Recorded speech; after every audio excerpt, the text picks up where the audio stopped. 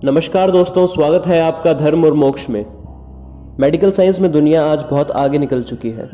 बहुत सी बड़ी बीमारियों का इलाज आज संभव है। मेडिकल फैसिलिटी की बात करें तो अमेरिका, इटली, इंग्लैंड जैसे देश इस रेस में बहुत आगे हैं। परंतु क्या आप जानते हैं कि दुनिया की सबसे पहली मेडिकल साइंस की किताब कौन सी है? जी हाँ, आज इसी विषय पर बात की जाएगी। तो पूरी जानकारी के लिए वीडियो को अंत तक देखें। मैं हूँ ऋषि तावनिया और शुरू करते हैं आज की ये बात। सर्जरी कोई आज की नई खोज नहीं है, ऐसा कह लीजिए कि वैदिक ग्रंथों का नवीकरण है। दोस्तों, यह बात बड़ी ही अजीब लगती है कि जिन विषयों पर आज का मॉडर्न साइंस काम कर रहा है, उन सभी विषयों का उल्लेख हमारे धार्मिक ग्रंथों में पहले से ही है। तो चलिए जानते हैं किस धार्मिक ग्रंथ में मेडिकल साइंस का वर्णन किया गया है। दोस्तों, वैदिक ग्रंथों में लिखा गया ज्ञान और अनुभव आज भी बेजोड़ है। जब पूरी दुनिया में असभ्य और जंगली लोगों का वास था, उस समय हमारे देश के वैदिक ऋषि मुनि विज्ञान, प्रकृति की सुरक्षा, पशुओं पर दया और आदि मूल्यवान बातें करते थे। और वे यह जानकारी जुटाने में लगे पड़े थे कि इस ब्रह्मांड में पृथ्वी के अलावा कोई और भी ग्रह है या नहीं, और अगर वह है तो वह कितनी दूर है, और उनसे संपर्क साधा जा सकता है या नहीं। उस समय बिना किसी सुविधा के यह सब बातें सोचना बहुत बड़ी बात थी। ऐसे ही एक असाधारण वैदिक ऋषि मुनि थे सुश्रुत, जिन्होंने आधुनिक चिकित्सा के आगमन से पहले ही सारी दुनिया को मेडिकल साइंस का ज्ञान दे दिया था। 600 ईसा पूर्व सर्जरी के पितामह सुश्रुत संहिता के रचयिता आचार्य सुश्रुत का जन्म काशी में हुआ था, जिसे आज वाराणसी या बनारस कहा जाता है। उनके जन्म की सटीक जानकारी आज नहीं है और उनके अतीत का भी पूरा पता किसी को नहीं है। ऐसी अफवाहें थी कि वह देवों के चिकित्सक धन्वंतरी के शिष्य थे। सुश्रुत संहिता में ऋषि मुनि सुश्रुत को विश्वामित्र का पुत्र बताया गया है। सर्जरी के सभी उपकरणों का उल्लेख सुश्रुत संहिता में किया गया है। सुश्रुत के नाम केवल शल्य चिकित्सा ही नहीं बल्कि आयुर्वेद भी प्रसिद्ध है। सुश्रुत दुनिया के सबसे पहले शल्य चिकित्सक यानी सर्जन थे। वह रात में गंगा के किनारे बैठकर शवों के नीचे की ओर आने की प्रतीक्षा करते थे और अपने छात्रों को उन शवों पर अभ्यास करवाते थे।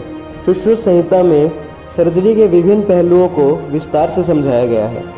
सर्जरी के लिए सुश्रुत 125 तरह के उपकरणों का उपयोग करते थे।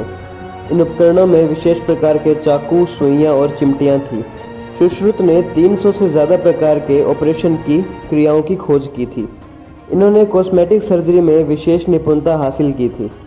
वैसे तो अथर्ववेद को सबसे पुराना मेडिकल साइंस का ग्रंथ माना गया था, परंतु उसे आज भी पूरी तरह समझा नहीं गया है। इसलिए सुश्रुत संहिता ही विश्व की सबसे पुरानी मेडिकल साइंस के जानकारी की किताब है।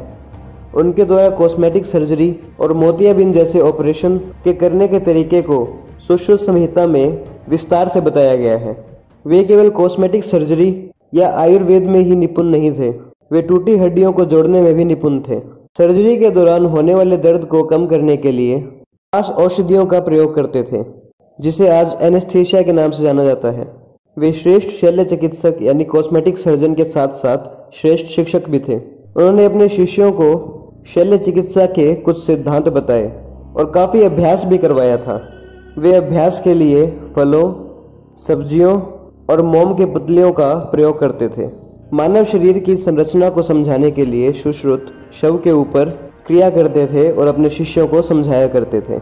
उनके ज़्यादातर शिष्य कुमार समुदाय के थे, इसलिए उनका ज्ञान विरासत के रूप में कुमार समुदाय को मिला और यह ज्ञान कुमार समुदाय में पीढ़ी दर पीढ़ी चलता रहा। ऐसे ही कुम्हार समुदाय से युवा सर्जन जेसी कार्पू ने कॉस्मेटिक सर्जरी का ज्ञान लिया था। इससे जुड़ी कुछ रोचक कहानी जानते हैं। 1769 ईस्वी से 1799 ईस्वी तक इस अवधि में अंग्रेज और टीपू सुल्तान की लड़ाई चल रही थी। एक बार टीपू सुल्तान ने कवाजी नाम के मराठा गाड़ी चालक को पकड़ लिया था, जिसने ब्रिटिश सेना के 4 भारतीय सैनिकों के साथ सेवा की थी।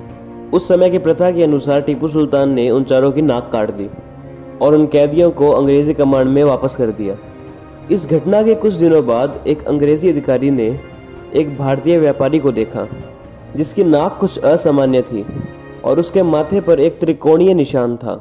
बाद में पता चला कि उस व्यापारी की नाक को भी टीपू सुल्तान ने कटवा दिया था और कुम्हार जाति के एक मराठा वैद्य द्वारा उसकी नाक को ठीक किया गया था, यानी सर्जरी के माध्यम से प्रतिस्थापित किया गया था। इसे सुनकर अंग्रेज अधिकारी पूरी तरह चौंक गया। उसने उस वैद्य को बुलवाया और उसे 2 अंग्रेजी डॉक्टरों के सामने कावाजी और उसके 4 सैनिकों को ठीक करने को कहा। इस ऑपरेशन का विवरण लंदन के जेंटलमैन मैगजीन में आज भी कैद है। इस घटना के बाद 1814 से 1816 तक कारपू ने इसी विधि से 2 सक्सेसफुल ऑपरेशंस किए। सुश्रुत संहिता, जो कि सुश्रुत द्वारा संस्कृत में लिखा गया ग्रंथ है, पूरे यूरोप में बहुत लोकप्रिय है। दोस्तों, आज का मॉडर्न साइंस भी हमारे वैदिक गुणों को धीरे धीरे जांच कर उन्हें अपना रहा है। हमारे सारे धार्मिक ग्रंथ किसी न किसी विज्ञान या तर्क पर आधारित है। यह हमारी विरासत है। बस आवश्यकता तो इस बात की है कि हमें इसे इज्जत देनी चाहिए और ज़्यादा से ज़्यादा समझकर आने वाली पीढ़ी को भी इसका ज्ञान देना चाहिए। दोस्तों, अगर आपको यह जानकारी पसंद आई तो इसे लाइक करना ना भूलें और आगे भी अपने दोस्तों और परिवारजनों को शेयर करें और हमारे चैनल धर्म और मोक्ष को सब्सक्राइब करना ना भूलें। धन्यवाद।